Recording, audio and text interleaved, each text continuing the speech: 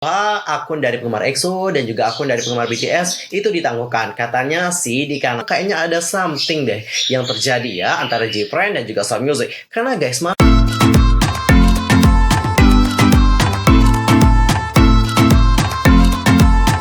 halo, what's up guys, I'm Yusuf Kim. Welcome back to my YouTube channel. Nah, gimana sih kabar kalian hari ini? Baik-baik aja dong ya. Dan buat kalian semua yang punya masalah, pokoknya tetap semangat ya guys. Don't give up. Oke, untuk hari ini kita itu akan membahas tentang update berita dari dunia per-K-popan yang pastinya sangat sayang banget untuk kalian lewatkan. But wait, sebelum kita bahas bersama-sama, pastikan untuk tekan tombol subscribe, bunyi loncengnya, serta jangan lupa juga buat like, comment, and share ya kepada teman-teman K-popers yang lain. Tanpa basa-basi lagi, langsung aja yuk kita bahas bersama-sama.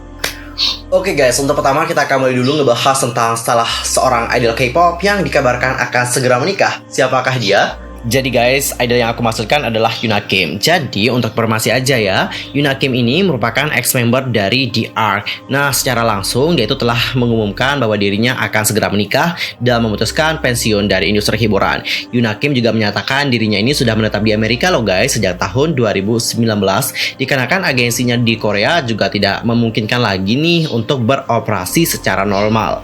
Dan kalau kita berbicara mengenai Yuna Kim, kan dia ini adalah member nih dari The Ark. Udah tahu nggak The Ark itu siapa? Jadi The Ark ini adalah girl group yang dibentuk oleh Music Entertainment dan mereka melakukan debut pada tanggal 10 April 2015 dengan single Somebody for Life. Mereka juga dikenal sebagai grup wanita dengan gerakan tarian yang kuat karena mereka tercatat sebagai grup hip hop. Mereka juga dikabarkan telah bubar pada tahun 2016.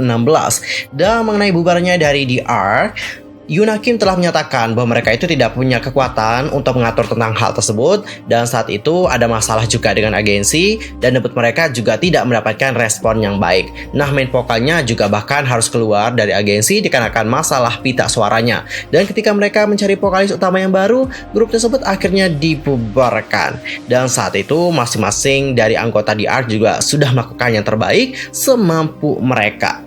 Ia juga memberikan dukungan kepada mantan rekan anggota John Mi-joo yang pada saat itu menjadi peserta di K-pop Star 6. Wah, turut berbahagia atas kabar dari Yuna Kim yang akan segera menikah. Itu adalah berita yang sangat membahagiakan sekali. Ya, kalau dia mau pensiun dari industri hiburan juga is okay sih, karena selama ini dia juga sudah berjuang dengan keras untuk sukses. Bahkan dia juga mengikuti program survival yaitu Unpretty Rap Star. Jadi perjuangannya dia juga nggak main-main guys. Ya, meskipun grupnya juga tidak sukses, aku tahu The Ark mereka adalah salah satu girl group yang benar-benar bagus banget. Namun mungkin dikarenakan keberuntungan tidak berpihak pada mereka, mereka tidak sukses seperti yang diharapkan. Ya, kita harapkan nanti ya kehidupan dari Yuna Kim dan juga ex-member dari The Ark itu dapat bahagia dengan cara mereka masing-masing.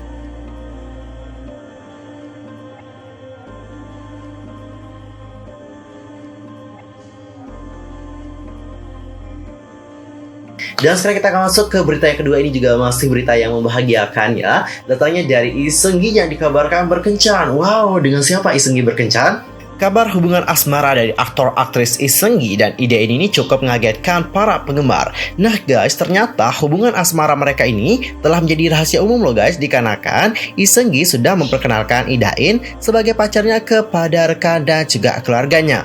Nah, melalui foto yang dirilis oleh pihak Dispatch yang diambil pada akhir musim gugur tahun 2020 yang lalu, terlihat bahwa Lee Seung-gi yang menjemput Lee Da-in untuk mengunjungi nenek Lee Seung-gi itu berada di Gangwon-do. Mereka juga diketahui mengunjungi keluarga Lee Da-in, yaitu adik kandungnya Lee Yoo-bi dan juga ibunya yaitu Kwon Mi-ri yang juga merupakan seorang aktris. Nah, buat lebih lanjut kalian dapat lihat ya foto ini sekali lagi.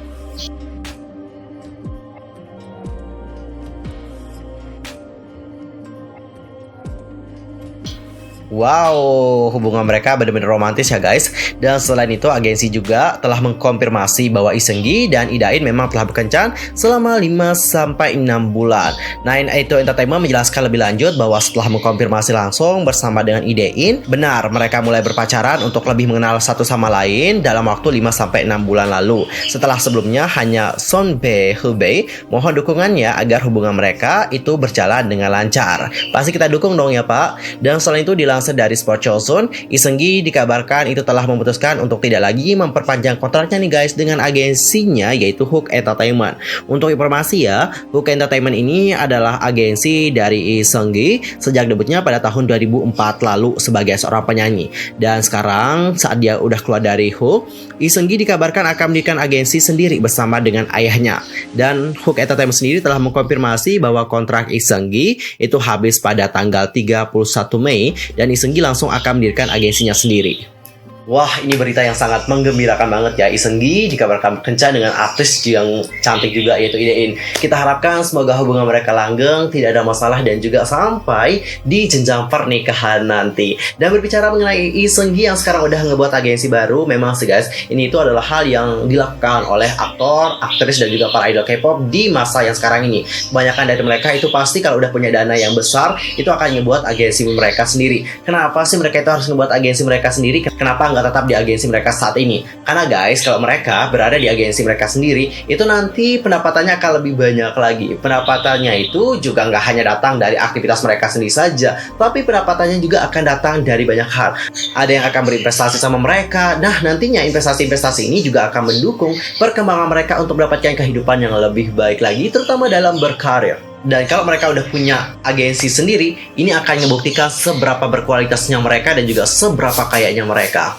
Gitu guys, jadi nggak heran sih kalau emang banyak idol K-pop serta aktor serta aktris lainnya itu pasti mendirikan agensi mereka suatu saat nanti. Dan singgung ada berita lagi dari Weibo yang telah menangguhkan akun penggemar dari BTS dan juga EXO. Wow, kenapa ditangguhin ya? Platform media sosial Tiongkok, Weibo telah menangguhkan akun penggemar dari BTS dan EXO selama 30 hari. Nah, menurut laporan media, platform tersebut telah menangguhkan total 22 akun penggemar dikarenakan routing dan investasi yang tidak rasional, aktivitas pemasaran yang berbahaya, dan juga lain-lain. Di antara akun yang ditangguhkan ini, 10 akun yang ditangguhkan karena routing tidak rasional semuanya adalah akun penggemar K-pop. 8 akun terkait BTS, sedangkan sisanya adalah akun penggemar EXO. Sementara itu, tidak ada akun penggemar selebriti Korea di antara akun yang ditangguhkan karena aktivitas pemasaran yang jahat. Nah, akun-akun itu akan ditangguhkan selama 15 hari. Dan setelah berita itu keluar, netizen Korea pun memberikan komentar, "Hibur yuk ARMY Cina. Mau pemerintah mereka benar-benar usil. Inilah kenapa sih komunisme itu tidak berhasil. Lihat siapa yang benar-benar tidak rasional. Yuk berhenti membaca K-drama dulu.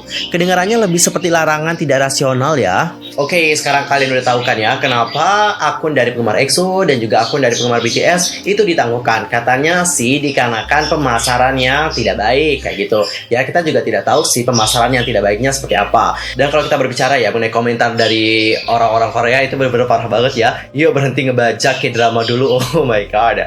Itu maksudnya apa ya? Dan guys, sekarang kita akan masuk ke berita yang terakhir. Ini tuh datanya dari J-Friend dan kalian tahu pasti ya bahwa J-Friend itu telah bubarkan. Nah, di sini ternyata ada fakta yang mengejutkan nih guys di balik bubarnya dari J-Friend. Ternyata staff dari Sound Music sendiri itu tidak tahu bahwa J-Friend ini akan dibubarkan. Wow, kok bisa gitu ya? Perlahan penggemar dan juga netizen semakin menemukan kejanggalan di balik hubungan antara J-Friend dan juga agensi mereka yaitu Sound Music.